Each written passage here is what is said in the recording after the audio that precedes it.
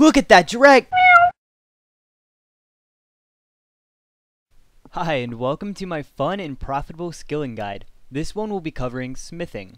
All of the methods for training smithing or ways to make money with smithing that I will be covering inside of this video are listed here. So if there's a particular one you would prefer to see, you can just click it and it'll take you to that part of the video. The first method for training smithing I would like to talk about is smithing burial armor inside of the artisan workshop. The artisan workshop is located in the southeast part of Falador. When you get here, you're going to ignore the first half of the building basically, and you're going to go to the back side here, and there will be this ingot making machine right here in the center. This guy, Sake, will give you instructions on what to make. You are pretty much going to ignore that. Now this is the smelter where you will convert your ore into ingots. To do that, you simply use the ore you want to onto the smelter, then you click on the smelter again, and this opens an interface. Now you can make ingot types of iron, steel, mithril, adamant, and rune, and you can also make them in type 1, 2, and 3. Now as you notice, the higher grade ingots cost more ore. They do give more XP, but cost per XP goes up exponentially if you choose to use the higher grade ingots. I would highly suggest that you take the type 1 of the iron ingots, because they only use 1 iron ore per 1 iron ingot, whereas type 3 will use 12. You do get a slight boost in the amount of XP you will gain per burial armor if you make what Sake asks you to make. And if you unlock part of the rewards, you can also get even more. He will most oftenly ask for you to make chest plates, so I would suggest just making chest plates and then going about your business for over 4 minutes. The time it takes to use an entire inventory of ingots is around 4 minutes and 15 seconds. So this gives you a lot of time to do whatever you want. And the logout timer is 5 minutes. So this gives you about 45 seconds after you finish your inventory to start another inventory, or you're going to get logged out. The amount of XP you can gain per hour here is around 35 to 50k with Iron Ingot I, and 90 to 105k with Iron Ingot 3. For smithing with the blast furnace, you are going to want to go to World 58. World 58 is the theme world for the blast furnace, which is where everyone will be playing. And if you are in that world, it will make the blast furnace so much faster.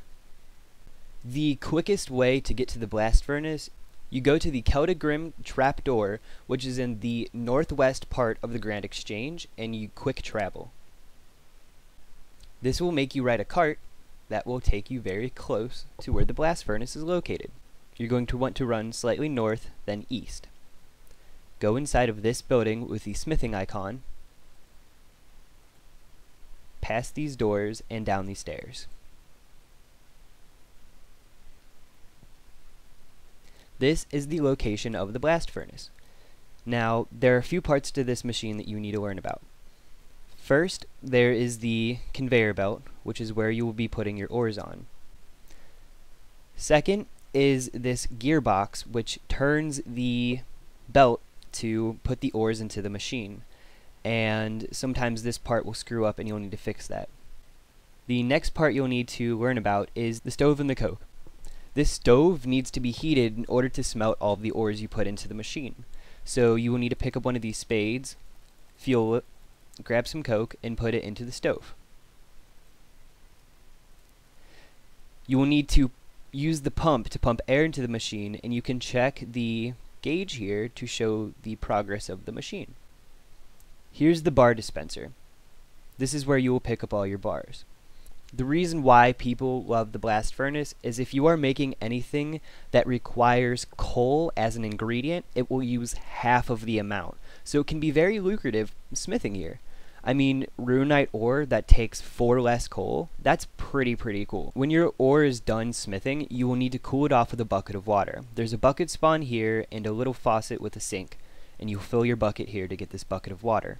When whatever you're making is done, it will pour out of here as a liquid hot, and you will use this bucket on here and you will cool it off. And as you also saw, you get an XP drop for smithing it too. The cost to make one regularly is 12.5k, and you can slightly profit doing it that way. But the cost to make one here is only 11.5k. So for every 1 bar you make here, you will make a decent chunk of money.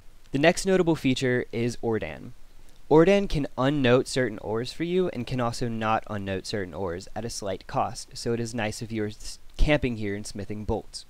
Now if I use coal on him and would like, for every 1 I would like to unnote with him, it costs 22 coins. Per every 1 myth ore I would like to unnote, it will cost me 81 coins. Here's the sad thing with Ordan. He cannot unnote adamant and runite ore. So if you wish to smith those, my best suggestion would be taking a ring of wealth to teleport you to the Grand Exchange, filling up a yak with ore there, and then bringing it here. Once you have finished smithing everything, you can either bank, or you can use these bars on these anvils over here. The last thing I would like to talk about with Ordan is he also sells ores at a very cheap price. Ordan will sell 100 of a few types of ores every day. I would always suggest buying those and using them. If you look here, the price of myth ore is 404 coins and coal 249, whereas he can sell you 100 a day for 162 coins and 45. I would highly suggest buying out what he has of those in his shop and making them into mithril bolts or mithril arrow tips. The XP rates for smithing at the blast furnace can vary significantly depending on if you are camping here, if you're just here for ores, if you're making ores and bars, so I can't give you any definitive XP rates. But I can say you can easily make above 200k an hour here smithing. I love the blast furnace. Why didn't I train here more?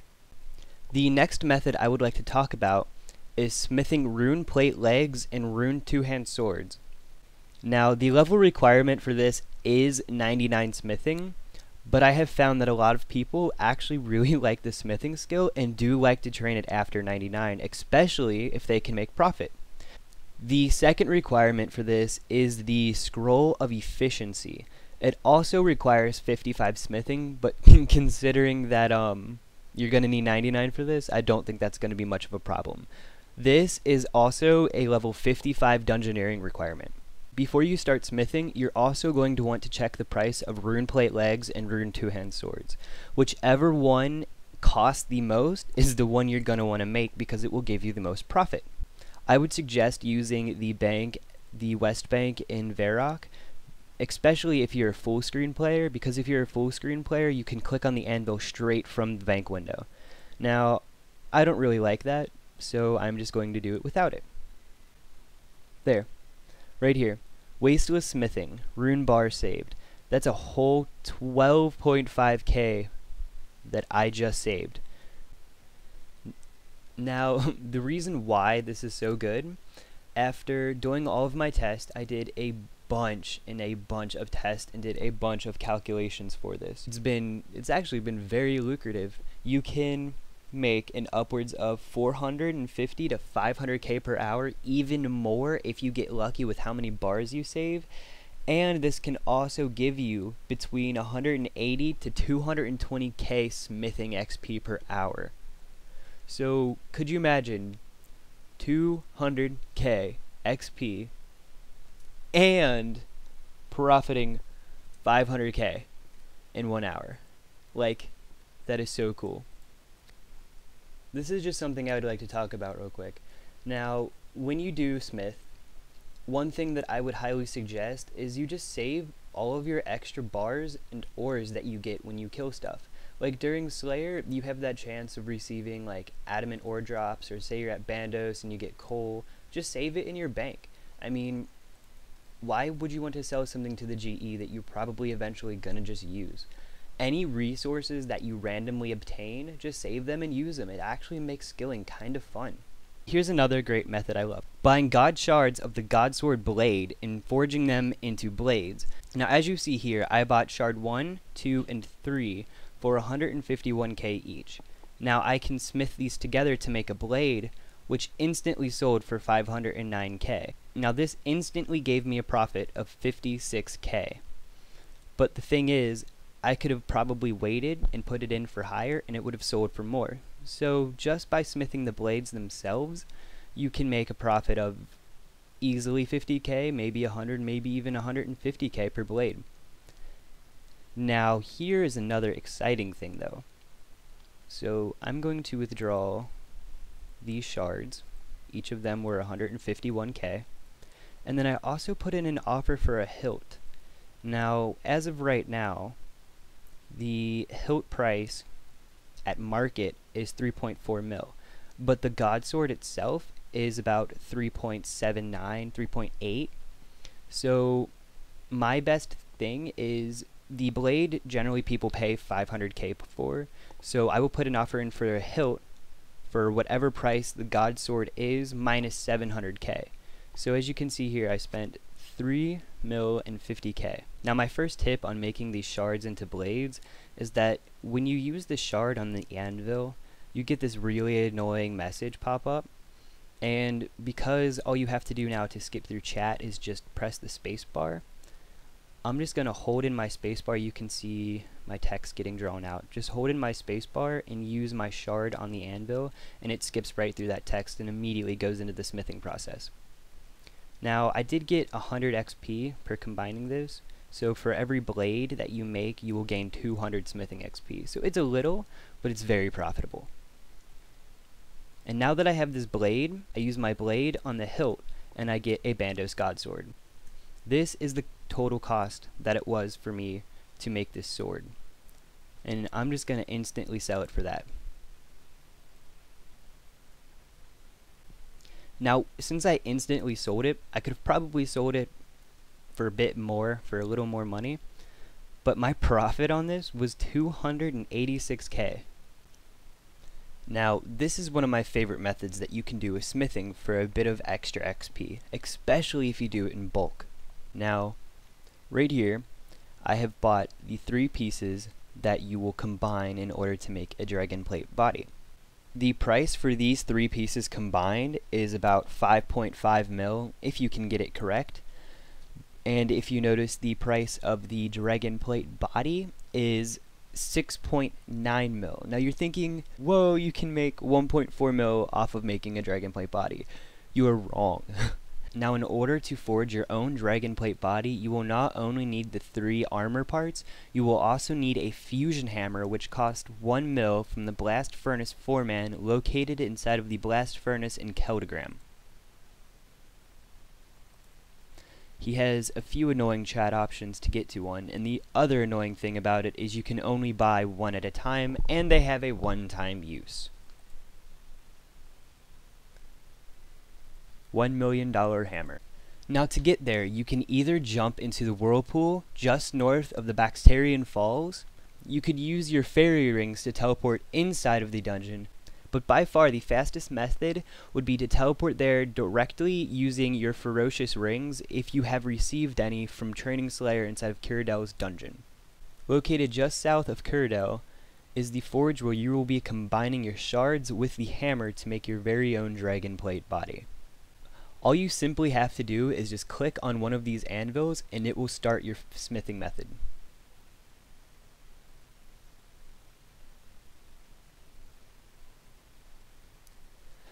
The very nice thing about when you smith these is not only will you make a profit if you buy the parts for cheap, you will also gain 2,000 smithing XP for every dragon plate you do make. The big downside of smithing with the ruined pieces to make your dragon plates is that you can't just instantly buy them and smith them right away. You have to wait and buy them. This is the price that I bought my 1 lump for.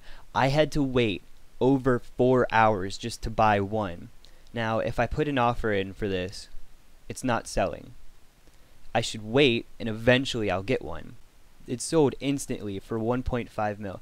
The difference between that is 275K. That takes away most of my profit right there. So if you would in fact like to smith these, you do have to wait for everything to sell. And even then, you might actually be able to make more profit just flipping the pieces to make the plates anyways. I do not make dragon plate bodies anymore just because I don't have the spare cash to do it. But when I did do them, I did keep a spreadsheet to remind myself of what I bought all of my pieces for, so that way I could calculate my profits or losses when I did make my plates. So as you can see, I made a total of 214 dragon plates before I ended up giving up and just got bored. But I did make a total profit of over 80 mil. Now, before you freak out, this took me months of buying. So, you know, it can be profitable, but it's slowly profitable over time, and you will need a big stack of cash in order to buy a lot of them. Now, this method is more so for gaining potential XP versus actually gaining XP. I'm in the friends chat Fast SC, which is for Fast Stealing Creations, which is the mini game where we will be playing this at. And the Stealing Creations is located inside of the Gamers Grotto. In order to play with a clan chat, you will have to be in the East Pen of Stealing Creations. Here, generals in either clan chat can challenge each other to duel. This is very convenient for setting up your own required teams versus teams of random players in the theme worlds.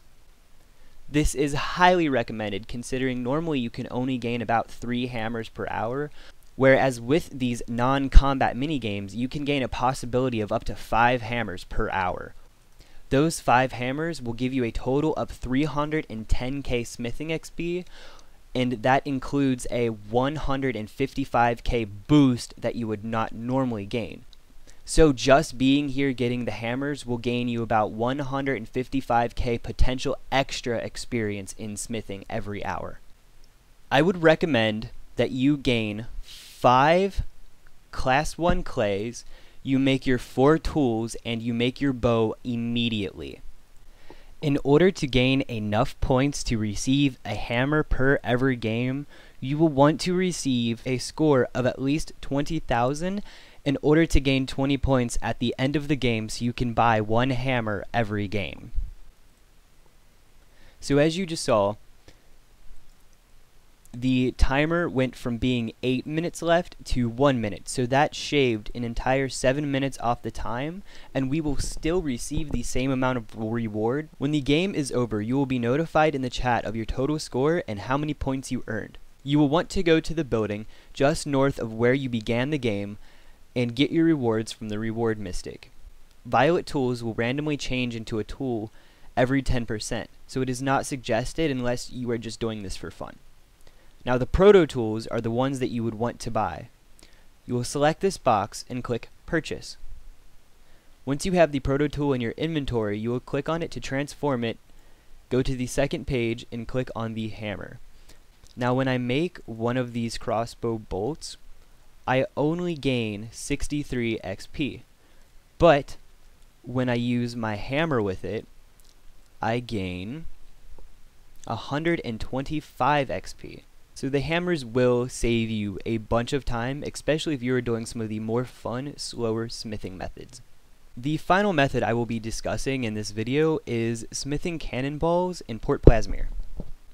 The reason why I suggest that you smith cannonballs here is if you have done the medium task set for this area, which is the Mauritania, you will unlock the ability to smith cannonballs at twice the normal speed at this furnace while wearing your Mauritania legs. The strong smelting urns only grant 250 XP every time they get filled, and it takes around 3.5 trips to fill one, but it is suggested that you do that because the steel bars, when you convert them into 4 cannonballs, only give you 25 XP, so it's equivalent to smithing an extra 10 bars, so it is suggested to take them as they will save you some time. This method will only gain you between 24 to 30k smithing XP an hour, but you can profit anywhere from 200 to 250k every hour just by making cannonballs. Unfortunately, this concludes my fun and profitable skilling guide to smithing. If you did in fact like this, and you did find any of these methods useful, the XP rates, the profits, give it a like, give it a thumbs up, comment, favorite, let me know. Also, upon releasing my guide series, this will be the first and only one, So I'm not quite sure which one I'm going to make next, but if you guys just leave a comment telling me which one you would prefer to see, I will bump that up to the top of my list. I will leave a link back to the main page where you can select other skill guides that you would wish to watch, or say I do a second smithing guide, that one will also be linked there too. I would like to thank you all for watching 20 minutes of me ramble on about smithing. If you would like to see more guides, please subscribe.